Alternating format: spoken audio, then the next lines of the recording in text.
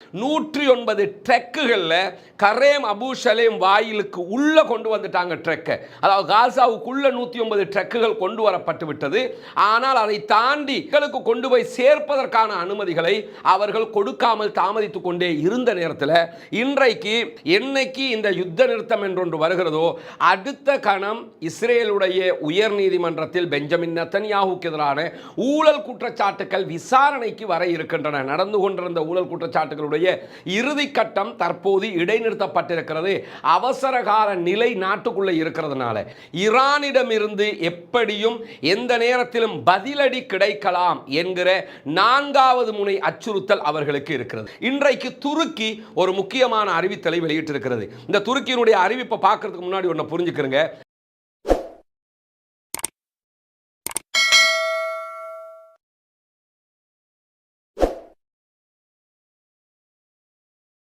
அஸ்ஸலாமு அலைக்கும் வரஹ்மத்துல்லாஹி வபரகாத்துஹு. பேரன்பிற்கினிய சகோதர சகோதரிகளே, நம் அனைவர் மீதும் ஏக இறைவனுடைய அமைதியும் கருணையும் உண்டாகட்டுமாக என்கிற உயரிய பிரார்த்தனைகளோடு 409வது நாளாகவும் காசாவிலும் காசாவையொட்டிய பாலஸ்தீன பெருநிலப்பரப்பிலும் என்னவெல்லாம் நடக்கிறது என்கிற செய்திகளைத்தான் இன்றைக்கும் நாம் பார்க்க இருக்கிறோம்.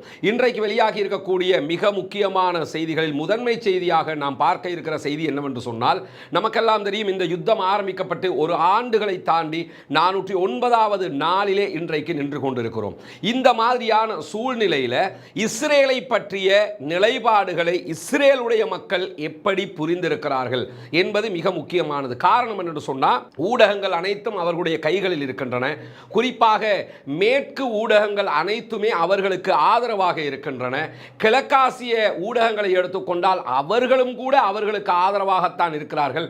ஒரு சில ஊடகங்களை தவிர, குறிப்பாக பிரஸ் டிவி, அல் ஜசீரா உள்ளிட்ட ஒரு சில ஊடகங்களை தவிர்த்து மற்ற அத்தனையுமே இஸ்ரேலுக்கு ஆதரவான ஊடகங்களாக இருக்கிறது. ஈவன் சவுதி அரேபியாவினுடைய ஊடகமே அவர்களுக்கு ஆதரவாகத்தான் இருக்கிறது என்பதையும், அந்த ஊடகத்திற்கு எதிராக ஈராக்கிலே இருந்து அவர்களுடைய தலைமையகத்தின் மீது தாக்குதல் நடத்தப்பட்ட செய்திகளையும் நாமே ஏற்கனவே பலமுறை சொல்லி இருக்கிறோம்.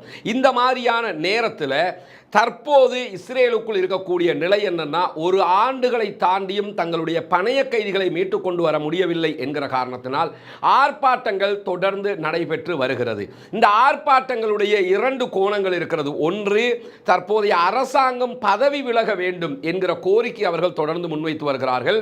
இஸ்ரேலிய அரசாங்கத்தை பொறுத்தவரையில் இந்த வார அடிப்படையாக வைத்து அடுத்த தேர்தலில் வெல்ல வேண்டும் என்பதை விட இந்த இருக்கக்கூடிய ஆட்சியை கொஞ்சம் காலத்துக்கு எடுத்துக்கிட்டு போகணுங்கிறது இஸ்ரேலிய பிரதமருக்கு மிக முக்கியமான அம்சமாக இருக்கிறது. ஏன்னா அடுத்து ஒரு தேர்தல் நடத்தப்பட்டால் தான் தோல்வி அடைவது நிச்சயம் என்பது அவருக்கே தெரியும். அவருடைய உள்நாட்டுக்குள் நடக்கக்கூடிய கருத்து கணிப்புகளும் போராட்டங்களும் ஆர்ப்பாட்டங்களும் அதைத்தான் சொல்லிக் கொண்டிருக்கின்றன. அதே நேரத்தில் இந்த தேர்தலில் ஏன் அவர் தேர்தலை நோக்கி போகாம இந்த யுத்தத்தை கண்டினியூ பண்ணணும்னு நினைக்கிறாருன்னா, என்னைக்கு இந்த யுத்த நிறுத்தம் என்றொன்று வருகிறதோ அடுத்த கணம் இஸ்ரேலுடைய உயர் நீதிமன்றத்தில் பெஞ்சமின் நெத்தன்யாஹுக்கு எதிரான ஊழல் குற்றச்சாட்டுகள் விசாரணைக்கு வர இருக்கின்றன. நடந்து கொண்டிருந்த ஊழல் குற்றச்சாட்டுகளுடைய இறுதி கட்டம் தற்போது இடைநிறுத்தப்பட்டிருக்கிறது.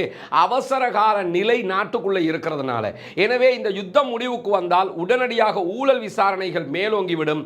அவர் தேர்தலில் தோற்பதற்கு முன்பதாகவே கண்டிப்பாக சிறைவாசம் அனுபவிக்க வேண்டி வரும் என்கிற காரணத்தினாலேயும் இந்த யுத்தத்தை இழுத்துக்கிட்டே போறாரு என்கிற நிலையில் இஸ்ரேலுடைய பல முக்கிய தலைவர்களும் இஸ்ரேலிய அரசாங்கத்திற்கு எதிராக பல கருத்துக்களை வெளியிட ஆரம்பித்திருக்கிறார்கள். குறிப்பாக இஸ்ரேலுடைய இராணுவத்தினுடைய முன்னாள் தளபதியாக ஓய்வு பெற்ற இஸ்ரேலிய மேஜர் ஜெனரல் இட்சாக் பிரிக் அவர்கள் பல முறை ஊடகங்களில் வந்து இஸ்ரேலிய அரசாங்கத்துக்கு எதிரான சில உண்மைகளை போட்டுடைக்கக்கூடியவராக இருக்கிறார்.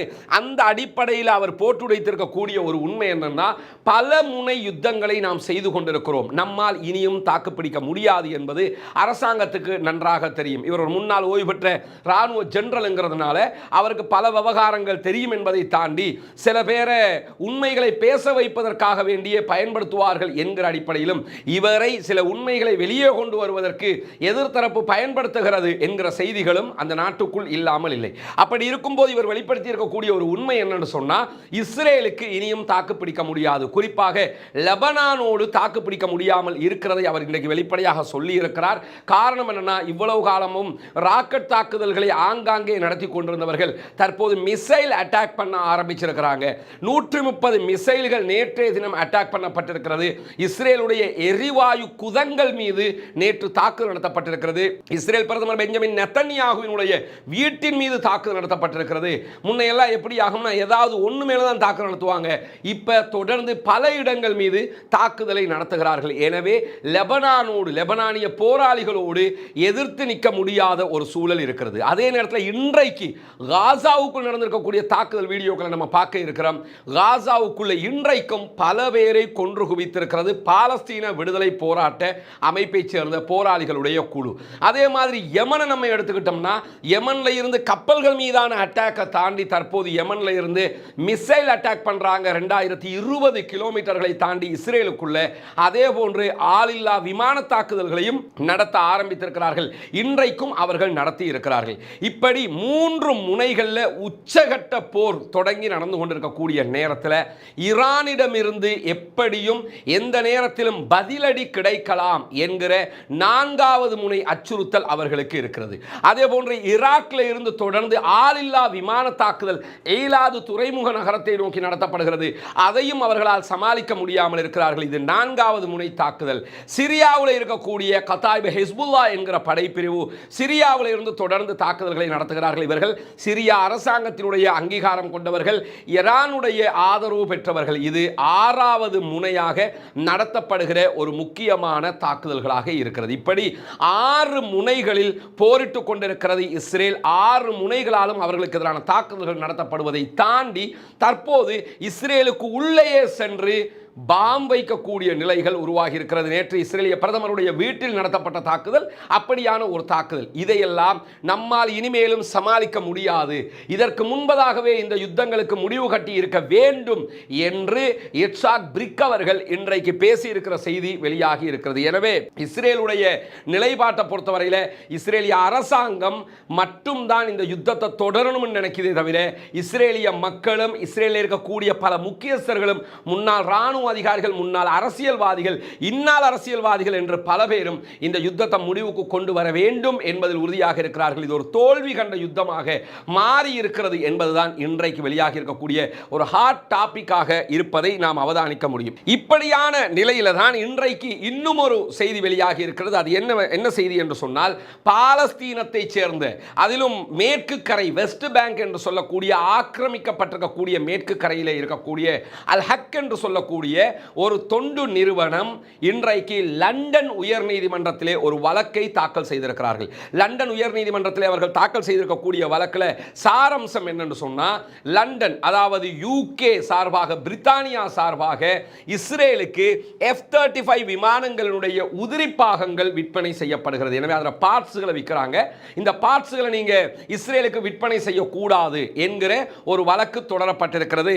இந்த வழக்கு தொடர்ந்து இருப்பது மேற்கு கரையில் இருக்கக்கூடிய அல் ஹக் என்று சொல்லக்கூடிய ஒரு தொண்டு நிறுவனம். இந்த இடத்துல 2 விஷயத்தை நம்ம கவனிக்கணும். முதலாவது விஷயம் என்னன்னு கேட்டா, இந்த நிறுவனம் ஒரு தொண்டு நிறுவனமாக இருந்தாலும் மிக தைரியமாக இஸ்ரேலுடைய ஆளுகைக்கு கீழாக, இஸ்ரேலுடைய கண்ட்ரோலுக்கு கீழாக தான் வெஸ்ட் பேங்க் இருக்கிறது என்கிற நிலையிலும் மிக தைரியமாக இஸ்ரேலுக்கு எதிராக வழக்கு தொடுத்திருக்கிறது லண்டன் உயர் நீதிமன்றத்திலே. இந்த நேரத்தில் நம்முடைய நாட்டிலே துருக்கி தொப்பி போராட்டத்திற்காக துருக்கி தொப்பி அணிந்து கொண்டு சட்ட அதாவது நீதிமன்றத்திலே வாதிட முடியாது என்று அன்றைய ஆங்கிலேய அரசு விடுத்த அறிவித்தலுக்கு எதிராக அன்றைக்கு இருந்த நம்முடைய முன்னோர்கள் அப்துல் காதர் அட்வொகேட் போன்றவர்களும் அன்றிருந்த நம்முடைய தலைவர்களும் சேர்ந்து லண்டன் உயர் நீதிமன்றத்திலே சென்று வழக்கு வாதிட்டு வெற்றி பெற்று வந்தார்கள். இப்படியான ஒரு எண்ணத்தை, அந்த சம்பவத்தை நினைவூற்றுவதாக இன்றைக்கு இந்த அல் ஹக் என்கிற நிறுவனத்தினுடைய செயல்பாடுகள் அமைந்திருக்கிறது.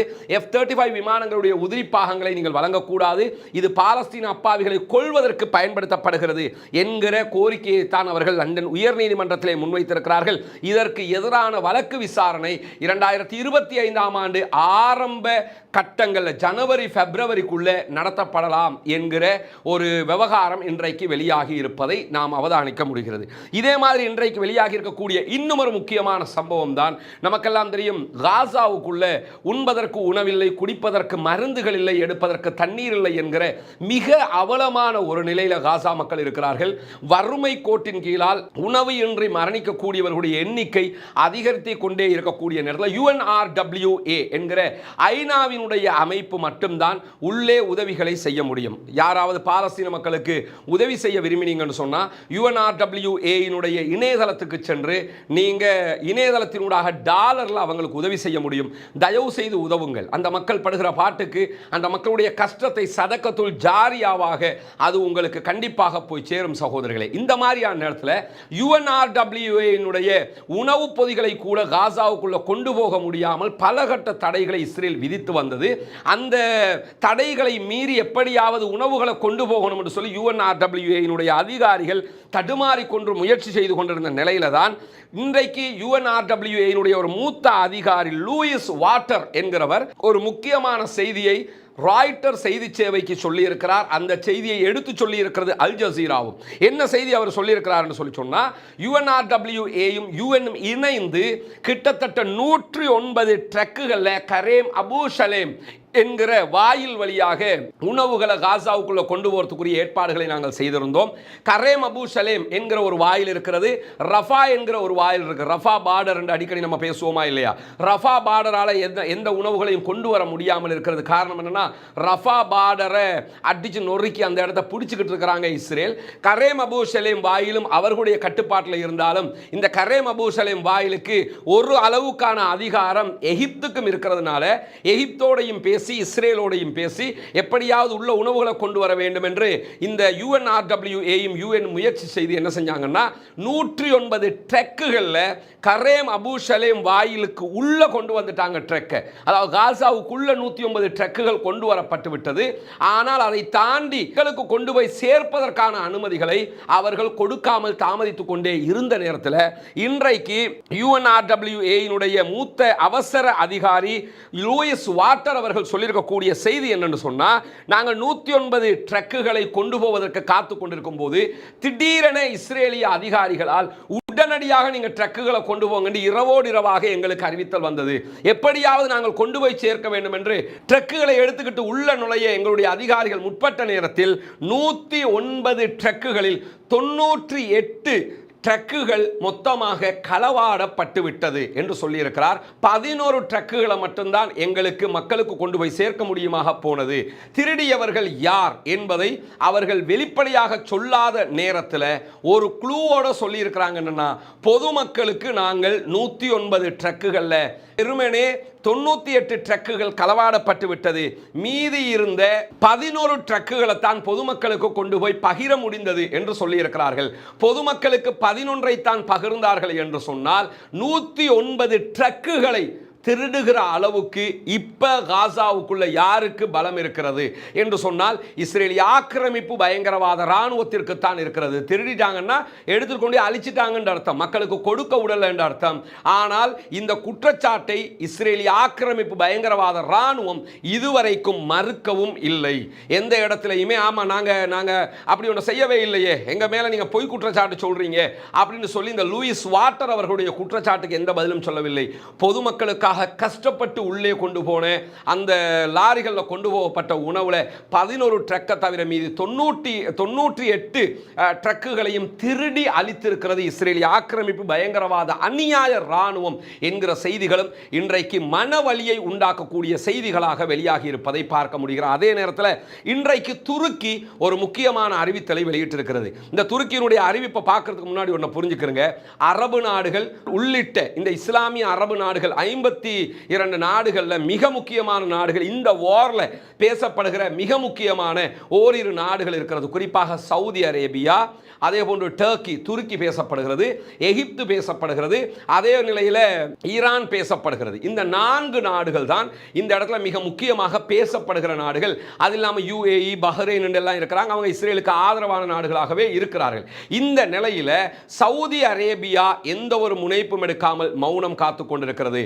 அழிக்கிறவனை விட அழிவை பார்த்து கொண்டு மௌனமாக இருக்கிறவன் தான் ஆபத்தானவன், மிகப்பெரிய குற்றவாளி என்பதை நாம் புரிந்து கொள்ள வேண்டும்.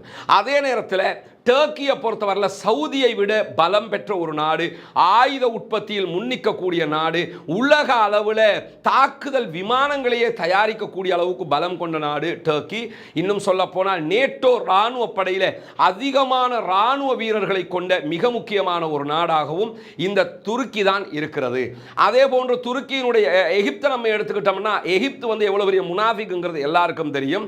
ஏன்னா எகிப்தில் இருக்கிற அப்துல் ஃபத்தா சிசியை பொறுத்தவரையில் அவருக்கும் நெத்தனியாகுவினுடைய செயல்பாடுகளுக்கும் எந்த வித்தியாசமும் கிடையாது. வெளிப்படையாகவே அவங்க அந்த பக்கம் தான் என்கிறத நம்ம புரிஞ்சுக்கிறோம். யுஏஇ மாதிரி பஹ்ரைன் மாதிரி இருக்கக்கூடியவங்க.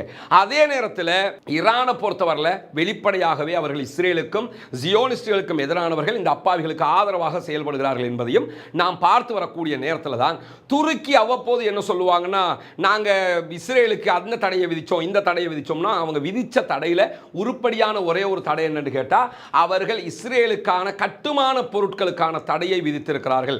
அந்த தடை உறுதியான தடையாக இருக்கிறதே தவிர மற்றும் அவர்களுடைய ராஜதந்திர உறவுகளை எல்லாம் மொத்தமாக துருக்கி முடிச்சு கொள்ள எல்லாம் கிடையாது. அவர்களுக்கு இடையிலான நெருக்கமான உறவுகள் பேணப்பட்டு வருகிறது. இப்படியான நேரத்தில் தான் ஒரு குற்றச்சாட்டு எழுந்திருக்கிறது. என்னன்னா, கத்தாரில் இருக்கக்கூடிய பாலஸ்தீன விடுதலை அமைப்பினுடைய தலைமையகம் அப்படியே துருக்கிக்கு மாறப்போகிறது, துருக்கியில் கொண்டு வந்து வச்சு செயல்பட போறாங்க என்கிற ஒரு அறிவிப்பு வரும்போது இன்றைக்கு துருக்கி ஒரு அறிவித்தல் என்ன எடுத்திருக்கிறாங்கன்னு கேட்டால், இல்லை அதெல்லாம் கிடையாது, நாங்கள்லாம் அதுக்கெல்லாம் வரவேற்பெல்லாம் கொடுக்க மாட்டோம், அவங்க வரல, அது பொய்யான தகவல் என்று சொல்றது வேற. என்ன சொல்றாங்கன்னு சொன்னா, நாங்கள் எக்காரணம் கொண்டும் இங்க இருந்து கொண்டு செயல்படுவதற்கு அவர்களுக்கு அனுமதிக்க மாட்டோம். கத்தார் தான் அவங்களுடைய இடமே தவிர அங்கிருந்து இங்க வர்றதுக்கு நாங்கள் அனுமதிக்க மாட்டோம். இங்க அவங்க வர்றாங்க, அடிக்கடி வர்றாங்க போறாங்க, அந்த செயல்பாடு இங்க அவங்களுக்கு ஒரு சாதாரண ஒரு அலுவலகம் இருக்கிறதே தவிர மெயின் தலைமையகமாக பாலஸ்தீன விடுதலை போராளிகளுடைய தலைமையகம் துருக்கியில் கிடையாது, அதற்கு நாங்கள் அனுமதிக்கவும் இல்லை என்பதை இன்றைக்கு வெளிப்படையாகவே சொல்லியிருக்கிறாங்க. நம்ம ஆரம்பத்திலிருந்து சொல்லி வர்ற ஒரு விஷயம்தான், துருக்கிக்கு ஆதரவாக கொஞ்சம் பேர், சவுதிக்கு ஆதரவாக கொஞ்சம் பேர், இப்படி யாருமே வால் பிடிக்க வந்துடாதீங்க, கூஜா தூக்க வந்துடாதீங்க, எல்லோரும் எப்படிப்பட்டவர்கள் என்பதை அல்லாஹு தாலா இந்த யுத்தத்தினூடாக காட்டிக்கொண்டே இருக்கிறான் சகோதரர்களே. எனவே பொறுத்திருந்து பார்ப்போம் என்ன நடக்கிறது இந்த முனாஃபிக்குகளுக்கு என்பதும் நமக்கு தெரிய வரும். அஸ்ஸலாமு அலைக்கும் வரஹ்மத்துல்லாஹி வபரகாத்துஹு. அன்பிற்கினிய சகோதர சகோதரிகளே, உங்கள் அனைவர் மீதும் ஏக இறைவனுடைய அமைதியும் கருணையும் உண்டாகட்டுமாக என்கிற பிரார்த்தனைகளோடு இந்த ஒரு குறுகிய வீடியோவில் உங்களை நான் தொடர்பு கொள்கிறேன். உங்களுக்கெல்லாம் தெரியும், கடந்த 409 நாட்களாக, ஒரு வருடத்திற்கு மேலாக காசாவில் என்ன நடக்கிறது என்கிற செய்திகளை அல்லாஹ்வுடைய பேரருளால் உங்களுக்கு மத்தியிலே கொண்டு வந்து சேர்த்து கொண்டிருக்கிறோம். குறிப்பாக எனக்கு இந்த ஒரு வருட காலப்பகுதிகளுக்குள்ள ஃபீவர் ஏற்பட்டது, அதே நேரத்தில் என்னுடைய குடும்ப தேவைகள் இருந்தது, பயணங்கள் இருந்தது, வெளிநாட்டு பயணங்கள் இருந்தது, அதே போன்று தேர்தல் காலத்தில் வெளியூர் பயணங்கள் இருந்தது. இப்படி எந்த பயணங்கள் இருந்தாலும், குறிப்பாக கடந்த 3 நாட்களுக்கு முன்பதாக என்னுடைய குடும்பத்துக்குள் ரொம்ப நெருங்கிய மரணம் ஏற்பட்டது. இவ்வளவு நடந்தும் நான் எதையுமே இந்த காரணங்களை காரணம் காட்டி காசா தொடர்பான வீடியோக்களை பதிவிடுவதை நிறுத்தியது கிடையாது. தொடர்ந்து அந்த வீடியோக்களை நான் பதிவிட்டுக்கிட்டே இருந்தேன். இந்த நிலையில இன்றைக்கு நம்முடைய சேனல் மொத்தமாக முடக்கப்பட்டிருக்கிறது. அதற்குரிய காரணத்தை நம்ம கண்டறிஞ்சிருக்கிறோம். இதற்கு பின்னாடி இருக்கிற சூழ்ச்சிக்காரர், இதற்கு பின்னாடி இருக்கிற அதாவது என்னோடு இருக்கிற பகையை தீர்த்து கொள்வதற்காக சமூகத்திற்கு காசாவை பற்றிய செய்திகளை கொண்டு போய் சேர்த்து அந்த மக்களுக்கான கண்ணீரையும் அந்த மக்களுக்கான துஆக்களையும் பெற்றுக் கொடுப்பதற்கு நான் செய்த முயற்சியை மொத்தமாக முடக்க வேண்டும் என்று முயற்சி செய்தவர் யார், அவர் செய்த முயற்சி என்ன, அது எப்படியெல்லாம் செய்யப்பட்டது என்பதை நாளை ஒரு விரிவான வீடியோவாக நான் அதை பகிர்வேன். அதுவரைக்கும் சேனலை முடக்கினாங்கிறதுக்காக என்னுடைய வேலையை நடத்த முடியாது. எனவே ரஸ்மின் எம்ஐஎஸ்சி டாக்ஸ் என்கிற பேரில் ஒரு புதிய சேனல் நம்ம ஓப்பன் பண்ணியிருக்கிறோம். அதனுடைய லிங்க் என்னுடைய டெலிகிராம், வாட்ஸ்அப் 2 சேனல்லையும் நம்ம பதிவிட்டிருக்கிறோம். முடியுமான சகோதரர்கள், காசா செய்திகளை தெரிந்து கொள்ள விரும்புகிற சகோதரர்கள் நீங்கள் சப்ஸ்கிரைப் பண்ணலாம். இது என்னுடைய தொழில் அல்ல, நான் பலமுறை சொல்லியிருக்கிறேன். இதை வைத்து நான் பிழைப்பு நடத்துகிறவனும் அல்ல. காசாவினுடைய செய்திகள், அந்த மக்களுக்கான பிரார்த்தனைகள் கிடைக்க வேண்டும் என்பதுதான் என்னுடைய நோக்கம். ஆனால் என்னுடனான பகையை ஒரு குழு, ஒரு தனி மனிதனுடைய தேவைக்காக இந்த விவகாரத்தில் தீர்த்திருக்கிறது. அதை மொத்த ஆதாரத்தோடு நாளைய தினம் இன்ஷா அல்லாஹ் வெளிப்படுத்துவேன். அப்பொழுது அவருடைய சுயரூபம் தெரியும் இன்ஷா அல்லாஹ். எது எப்படி போனாலும் காசானுடைய மக்களுக்காக அந்த செய்திகளை தெரிந்து கொள்ள விரும்புகிற சகோதரர்கள் இந்த ரஸ்மின் எம்ஐஎஸ்சி டாக்ஸ் என்கிற என்னுடைய புதிய சேனலை நீங்கள் சப்ஸ்கிரைப் பண்ணுவதன் மூலமாக அதை தெரிந்து கொள்ள முடியும். எத்தனையோ எதிர்ப்புகளை சந்தித்து விட்டேன், எத்தனையோ குழப்பங்களை சந்தித்திருக்கிறேன், எத்தனையோ தனி மனித விமர்சனங்களை சந்தித்திருக்கிறேன். இதையும் சந்திப்பேன் இன்ஷா அல்லாஹ். மடியில் கனமில்லை, வழியில் பயமில்லை, வல்ல ரஹ்மானின் துணை இருக்கிறது. துணிந்து செல்வோம், வெல்வோம் இன்ஷா அல்லாஹ். இந்த மாதிரியான நேரத்தில் தான் இன்றைக்கு யமன் கடற்கரைக்கு அருகிலே சென்று கொண்டிருந்த, குறிப்பாக யமனுடைய ஏதன் துறைமுகத்திலிருந்து தென்கிழக்கே 60 மைல் தொலைவில் சென்று கொண்டிருந்த கப்பல் மீது மீண்டும் தாக்குதலை நடத்தி இருக்கிறது யமனில் இருக்கக்கூடிய ஹூதிகளுடைய படைப்பிரிவு என்கிற செய்திகள் வெளியாக இருக்கிறது. ஹூதிகளை பொறுத்தவரையில் இன்றைக்கு நடத்திய இதே கப்பல் மீது தான் கடந்த சண்டே ஞாயிற்றுக்கிழமையும் இதே தாக்குதலை அவர்கள் நடத்தியிருந்தார்கள். நடத்தியதற்கு பிறகுதான் இன்றைக்கு மீண்டும் இதே தாக்குதலை நடத்தி இருக்கிறார்கள்.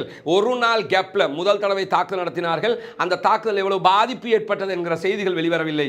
அதே போன்று கப்பல் பாதுகாப்பாக பயணித்துக் கொண்டிருக்கிறது என்று பிரித்தானியாவை தளமாக கொண்ட கடற்படை பாதுகாப்பு பிரிவு அறிவித்திருந்த நிலையில் இன்றைக்கு மீண்டும் அதே கப்பல் மீது அவர்கள் தாக்குதல் நடத்தி இருக்கிறார்கள் என்கிற செய்திகள் வெளியாகி இருக்கிறது. இப்படியான நேரத்தில் தான் இன்றைக்கு காசாவுக்குள்ள பல கட்டங்களில் இஸ்ரேலிய ஆக்கிரமிப்பு பயங்கரவாத இராணுவத்தை சேர்ந்தவர்களை கொன்று குவித்திருக்கிறார்கள் பாலஸ்தீன விடுதலை போராளிகள் என்கிற நிலையிலும், அதே போன்று இன்றைக்கு அவர்கள் பல வீடியோக்களை வெளியிட்டிருக்கிறார்கள். அந்த வீடியோக்களை பார்க்கும்போது எத்தனை பேர் கொல்லப்படுறாங்கிற செய்திகள் தெரிய வரும். அதை நம்ம பின்னாடி பார்க்க இருக்கிறோம்.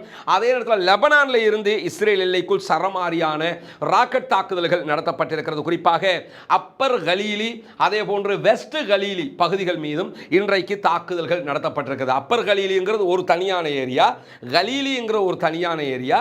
இதில் அப்பர் கலீலி மேலையும் அட்டாக் பண்ணியிருக்கிறாங்க. கலீலியில் இருக்கக்கூடிய வெஸ்ட் கலீலி பகுதிகளிலும் இன்றைக்கு 30க்கும் மேற்பட்ட ராக்கெட் தாக்குதல்களை நடத்தி இருக்கிறார். அதே நேரத்தில் இஸ்ரேலுடைய நகரமாக இன்னொரு முக்கியமான நகரமாக இருக்கிற எக்கருக்கு வடக்கே இருக்கக்கூடிய கோலானி படைப்பிரிவினுடைய தளங்களின் மீது இன்றைக்கும் தாக்குதல்களை நடத்தி இருக்கிறது.